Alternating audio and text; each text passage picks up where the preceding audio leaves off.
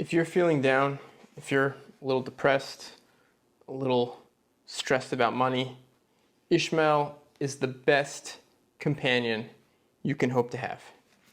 Moby Dick begins, quote, "Call me Ishmael." So, obviously addressing the reader very directly. Some years ago, never mind how long precisely, having little or no money in my purse and nothing particular to interest me on shore, I thought I would sail about a little and see the watery part of the world, end quote. And from there he goes on to describe, I'm not going to read it because you've already read it, his depression, his extreme depression. And for him, going whaling is like an alternative to committing suicide. He's fantasizing about death, and he decides to take a perilous voyage as the alternative, and he insists on taking us along with him. After going on a long digression about poverty, I'm reading here in the second chapter, he ends the chapter by saying, quote, "But no more of this blubbering now. We are going a-whaling." It's always first person plural. It's we are going a-whaling. And there's plenty of that yet to come.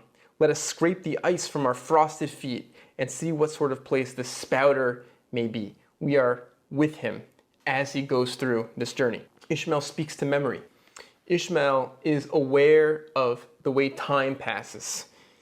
He understands that earlier in the journey till now things have happened, and he addresses us and he tells us to remember things that happened in the past. Addressing us, he says, "Poor Pip, ye have heard of him before. Ye must remember his tambourine on that dramatic midnight, so gloomy jolly," end quote. And Ishmael is also very much embodied.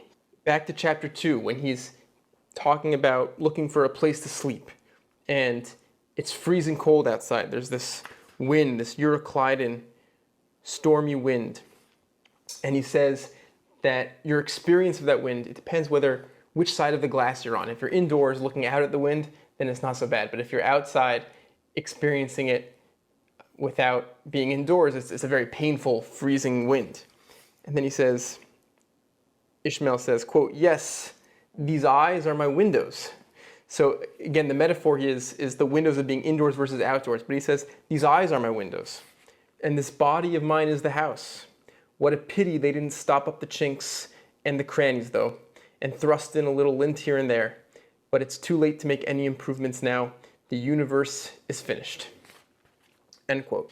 Ishmael is socially conscious. In that same scene where he's outside in the freezing cold, he sees a homeless person lying on the street, and he calls him Lazarus from the story in the Bible.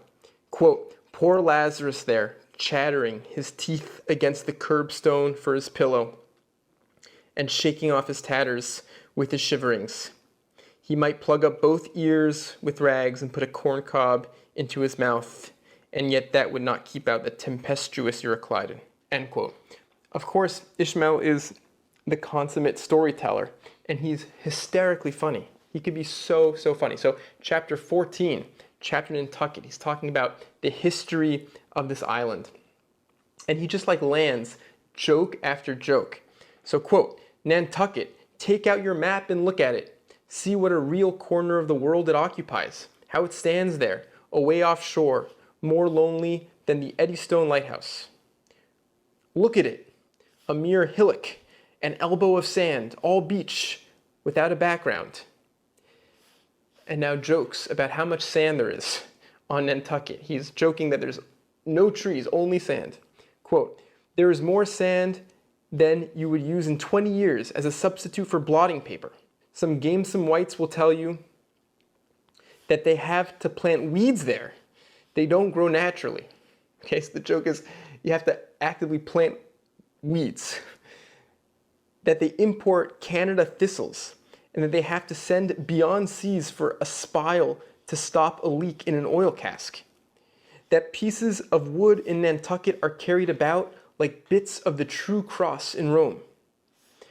That people there plant toadstools before their houses to get under the shade in summertime. That one blade of grass makes an oasis, 3 blades in a day's walk of prairie. That they wear quicksand shoes something like Laplander snowshoes, end quote. And so that final image of like quicksand shoes is like, instead of snowshoes, it's just hysterical. Ishmael, the character, is profoundly democratic. He's a champion and he loves the common person as opposed to the leaders. And so in the first chapter, when talking about why he goes to ship as a sailor, despite the fact that it's hard work and he gets yelled at, he says, quote, "I always go to sea as a sailor because of the wholesome exercise and pure air of the forecastle deck. For as in this world, headwinds are far more prevalent than winds from astern, so for the most part, the Commodore on the quarterdeck gets his atmosphere at second hand from the sailors on the forecastle. He thinks he breathes it first, but not so. In much the same way do the commonality lead their leaders in many other things, at the same time that the leaders little suspect it." End quote. Ishmael is brilliant, he's personable, he's funny, he's compelling, but he's also just incredibly wholesome. The opening chapters of Moby Dick have this story of friendship between Ishmael and Queequeg, which is like one of the most beautiful, wholesome stories of friendship in all of literature. In chapter 4, he wakes up in the inn next to this South Islander, this black man, heavily tattooed, Queequeg. Quote, "Upon waking up next morning about daylight, I found Queequeg's arm thrown over me in the most loving and affectionate manner. You had almost thought I had been his wife.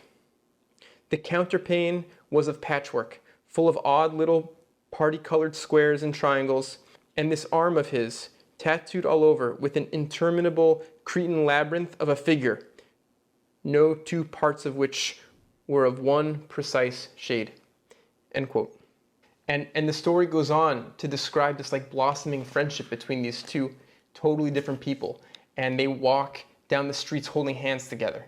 And they say that people noticed them and made comments, but they didn't care because their friendship was so profound. And of course, it's worth remembering that this book was written in America before the Civil War, at a time when blacks in the South were chattel slavery. Ishmael, when talking about his impression of Queequeg's skin color, quote, "It's only his outside. A man can be honest in any sort of skin." When talking about Queequeg's native island of Rocovaco, he says, quote, "It's not down in any map. True places never are." End quote. Ishmael is universalistic. He's open-minded. There's a scene in the book where Queequeg is worshiping his little wooden idol statue named Yojo. And Queequeg is asking Ishmael to join in this idolatrous worship. And then Ishmael has to grapple with this decision. What does he do? His friend is asking him to do something idolatrous. So, quote, "I was a good Christian, born and bred in the bosom of the infallible Presbyterian Church. How then could I unite with this wild idolater in worshiping his piece of wood? But what is worship? Thought I. Do you suppose now, Ishmael, that the magnanimous God of heaven and earth, pagans and all included, can possibly be jealous of an insignificant bit of black wood? Impossible. And what is worship? To do the will of God. That is worship. And what is the will of God? To do to my fellow man what I would have my fellow man do to me. That is the will of God. Now Queequeg is my fellow man. And what do I wish that this Queequeg would do to me? Why, unite with me in my particular Presbyterian form of worship. Consequently, I must then unite with him in his. Ergo, I must turn idolater." End quote. And this is really a fundamental and basic characteristic of Ishmael. He's brimming with love. He's overflowing with this inexhaustible lightness of being, which is so contagious and so appealing. Much later in the book, in one of my favorite chapters called "A Squeeze of a Hand," he's now on the whaling ship and they've caught a whale and they're extracting this valuable spermaceti, which is this fluid from like the head of the whale, which they use for oil. And part of the process involves like a kneading with a K of the spermaceti substance, which is sort of like a very gross kind of oily substance. And Ishmael's in this process with the other sailors and they're squeezing the spermaceti. And so we have this like moment of like exuberant love that just boils over and is so characteristic of Ishmael's character. Quote, "Squeeze, squeeze, squeeze, all the morning long I squeezed that sperm till I myself almost melted into it. I squeezed that sperm till a strange sort of insanity came over me, and I found myself unwittingly squeezing my co-laborers' hands in it, mistaking their hands for the gentle globules. Such an abounding, affectionate, friendly, loving feeling did this avocation beget, that at last I was continually squeezing their hands and looking up into their eyes sentimentally, as much as to say, 'Oh, my dear fellow beings, why should we longer cherish any social acerbities, or know the slightest ill humor or envy?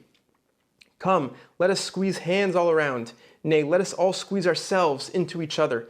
Let us squeeze ourselves universally into the very milk and sperm of kindness.'" End quote.